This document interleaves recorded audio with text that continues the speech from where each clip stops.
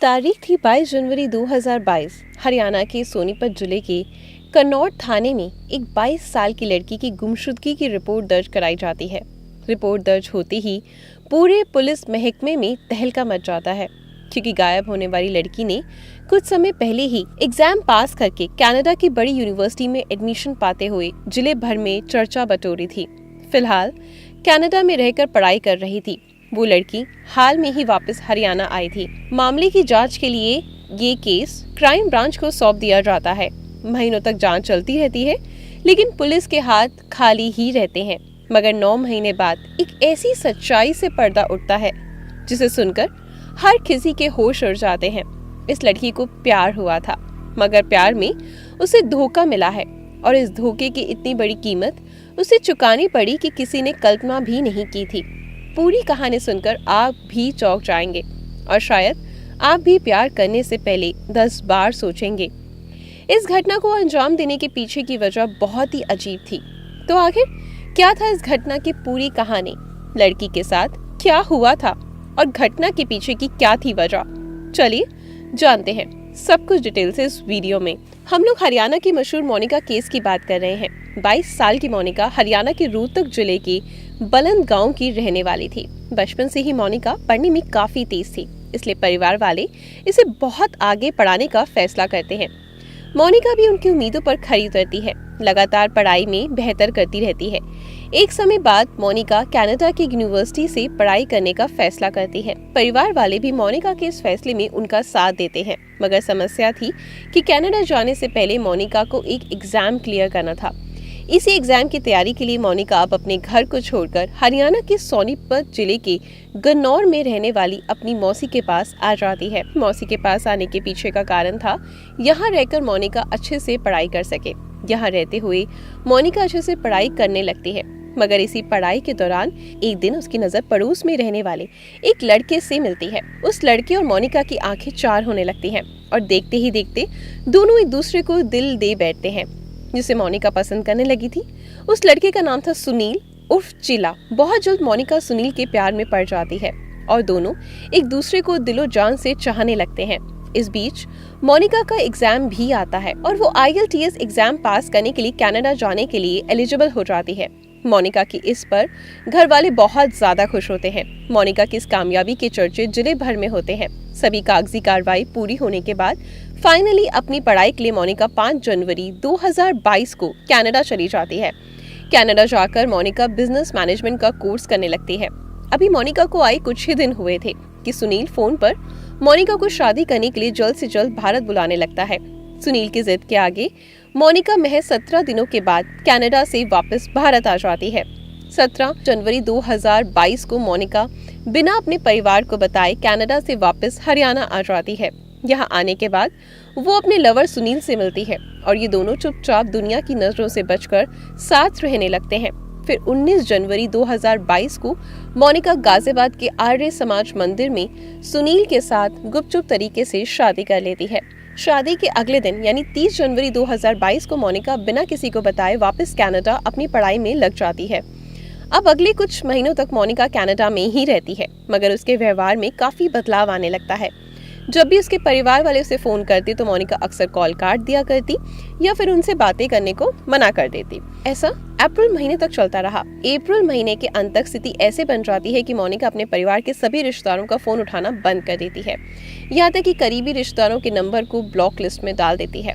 कुल मिलाकर परिवार वाले चाह कर भी मोनिका से संपर्क नहीं कर पा रहे थे। अब अगले कई दिनों तक मोनिका के परिवार वाले मोनिका से संपर्क करने की कोशिश करते रहते हैं, मगर कभी भी मोनिका का अता पता नहीं चलता। अंत में मोनिका की मौसी गन्नौर थाने में जाकर मोनिका की गुमशुदगी की रिपोर्ट दर्ज करवाती है। इस रिपोर्ट में मोनिका की मौसी अपने पड़ोसी सुनील पर मोनिका के अपहरण का शक जताती है। इस रिपोर्ट के आधार पर गन्नौर पुलिस अपनी जांच आगे बढ़ाती है, मगर जांच की रफ्तार इतनी धीमी थी कि मोनिका के परिवार वाले हरियाणा के मुख्यमंत्री और फिर गृह मंत्री तक अपनी गुहार लेकर जाते हैं कि इस केस को क्राइम ब्रांच को सौंप दिया जाए। इस केस को क्राइम ब्रांच को सौंप दिया जाता है। मोनिका के परिवार वालों की रिक्वेस्ट पर अब इस केस की जांच रोहतक IGI को सौंप दी जाती है। रोहतक IG इस केस की जांच भिवानी से CIA टीम को दे देते हैं।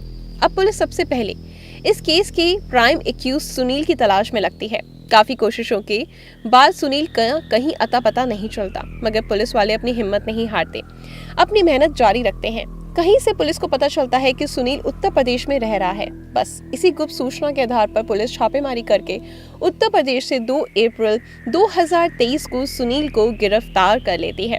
गिरफ्तारी के बाद सुनील को स्थानीय अदालत में पेश किया जाता है, जहां से 8 दिनों की पुलिस रिमांड में उसे भेज दिया जाता है। इसके बाद सुनील से पूछताछ का सिलसिला शुरू होता है। शुरुआत में सुनील अपने ऊपर लगाए हुए आरोपों को निराधार बताता है और खुद को बेगुनाह बताते हुए कहता है कि मोनिका के परिवार वाले उसे बेवजह फंसा रहे हैं। मगर पुलिस सुनील की मीठी बातों में आने की बजाय अपने अंदाज से पूछताछ शुरू करती है और पुलिस की सख्ती के आगे सुनील की सारी चालाकी फेल हो जाती है और फिर एक हैरान कर देने वाली सच्चाई से पर्दा उठ जाता है। सुनील बताता है कि मोनिका से उसकी पहली मुलाकात तब हुई थी जब मोनिका अपनी मौसी के यहाँ पढ़ने के लिए आई थी। तब सुनील की मौसी के यहाँ से वो दूध लाना ले जाने का काम करता था। या मोनिका की मौसी मोनिका की मुलाकात सुनील से करवाती है और दोनों एक दूसरे को भाई बहन मानने लगते हैं।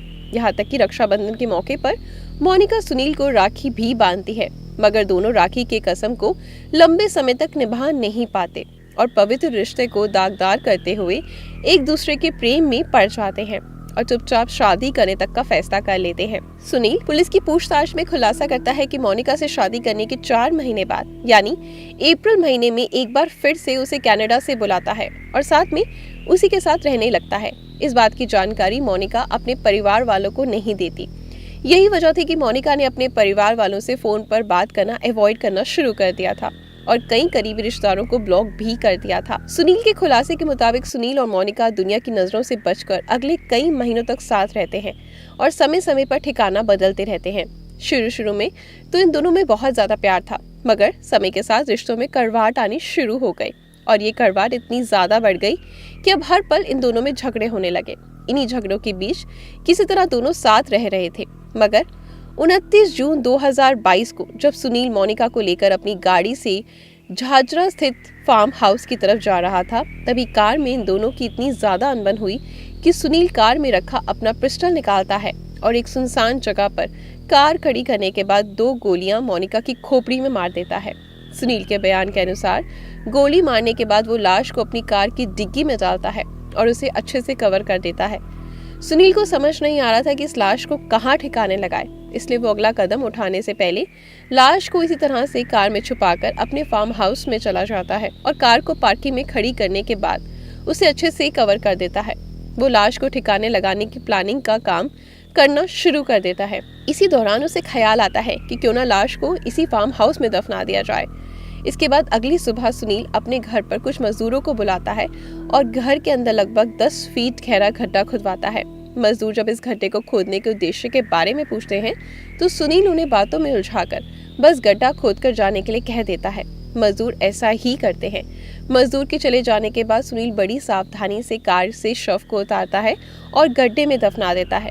सुनील ने इस अपराध को इतनी सफाई से अंजाम दिया था कि उसके गुनाह की भनक किसी को भी नहीं लगती और वो अगले कई महीनों तक अपनी आराम से जिंदगी जीता रहता है।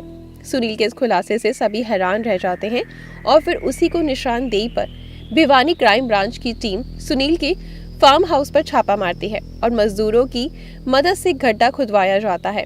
लगभग 10 फीट की खुदाई के बाद पुलिस मोनिका के कंकाल को बरामद कर लेती है। उस कंकाल की फॉरेंसिक लैब में जांच की जाती है। पुलिस जांच में एक और हैरान कर देने वाला खुलासा आता है कि 22 साल की मोनिका जो 37 साल के सुनील के प्यार में पागल थी, वो सुनील पहले ही शादीशुदा था। उसके 2 बच्चे भी थे। सुनील के खुलासे के बाद उसे जेल भेज दिया जाता है, जबकि पुलिस और पुख्ता सबूत जुटाने में लग जाती है। इस क्रम में कई महीनों की मेहनत के बाद पुलिस सुनील की ही निशानदेही पर वो पिस्टल भी बरामद कर लेती है जिसका इस्तेमाल मोनिका की हत्या में किया गया था। इतना ही नहीं, फॉरेंसिक लैब की जांच में खुलासा होता है कि उस पिस्टल से चली गोली अभी भी मोनिका की खोपड़ी में फंसी हुई है। अब लोगों में एक सवाल आने लगता है कि जब सुनील मोनिका से इतना प्यार करता था तो आखिर ऐसी क्या बात हुई कि सुनील ने मोनिका की जान ले ली। पुलिस भी मर्डर के मोटिव का पता लगाने के लिए सुनील से मोनिका की हत्या के पीछे का कारण जानने की कोशिश करती है। इस पर सुनील खुलासा करते हुए कहता है कि दरअसल वो अपनी शादीशुदा जिंदगी में खुश नहीं था, इसलिए वो किसी भी हाल में कनाडा जाना चाहता था, मगर काफी कोशिशों के बावजूद कनाडा जाने का रास्ता उसे नजर नहीं आ रहा था। इत्तेफाक से इसी दौरान उसकी दोस्ती मोनिका से होती है। जब सुनील को पता चलता है कि मोनिका पढ़ाई के सिलसिले में कनाडा जाना चाहती है, तो जानबूझकर सुनील मोनिका से नजदीकियां बढ़ाने लगता है और इस जुगाड़ में लग जाता है कि जैसे ही मोनिका कनाडा जाएगी वो भी उसके साथ कनाडा चला जाएगा। इसलिए मोनिका के कनाडा जाते ही सुनील फिर से उसे भारत बुलाता है और उससे शादी करता है। वो अपनी शादी को कोर्ट में रजिस्टर्ड भी कराता है, क्योंकि मोनिका को कनाडा का परमानेंट वीजा नहीं मिलता है। इसी कारण एक समय बाद सुनील को उसका अपना कनाडा जाने वाला प्लान फेल होता हुआ नजर आने लगता है। इसके अलावा शादी के बाद जब दोबारा मोनिका कनाडा से भारत वापस आती है तो वापस कनाडा जाने से मना करने लगती है।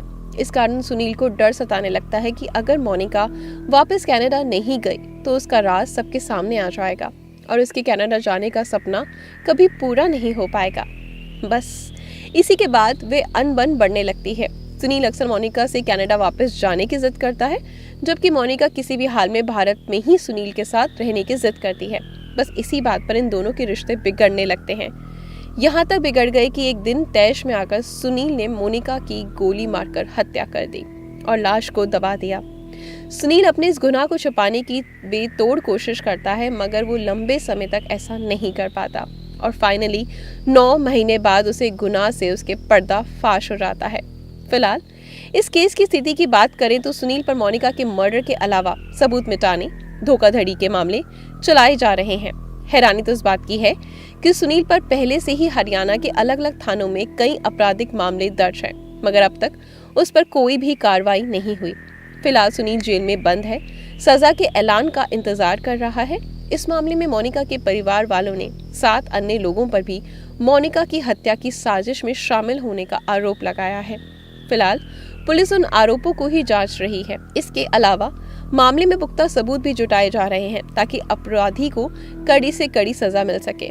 वैसे तो अदालत तय करेगी कि सुनील को उसके लिए क्या सजा मिलनी चाहिए। आपके अनुसार आरोप सिद्ध होने पर सुनील को क्या सजा मिलनी चाहिए, कमेंट बॉक्स में जरूर बताएं। और ऐसी ही सत्य घटनाओं पर और चीजें जानने के लिए हमारे चैनल को सब्सक्राइब करें, वीडियो को लाइक और शेयर जरूर करें।